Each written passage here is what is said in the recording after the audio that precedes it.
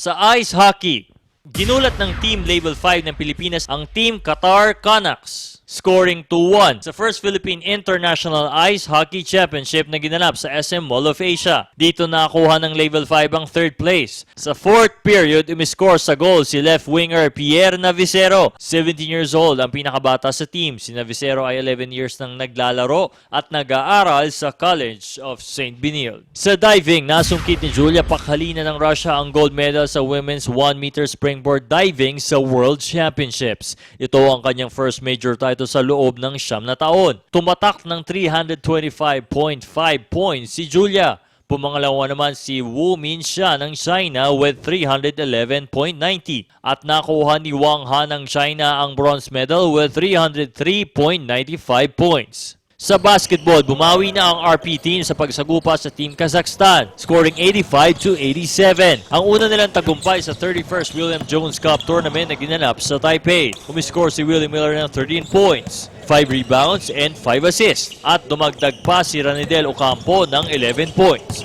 May dalawang talo na ang RP team sa nakaraang game laban sa defending champion Jordan at host team Taiwan. Sa NBA, pumirma na si number 2 overall draft pick Hassan Thabit para sa Memphis Grizzlies. Mula sa Connecticut ang 7'3" center na si Thabit na first Tanzanian player sa NBA. Sa loob ng mahigit 2 taon, kasado na si Thabit sa Grizzlies with $7.7 million sa ilalim ng rookie's salary scale. May average na 13.6 points, 11 rebounds, and 4 blocks per game. At dala ang pangalang Big East Co-Player of the Year. Ryan Ramos para sa UNTV News Worldwide at ito ang balita.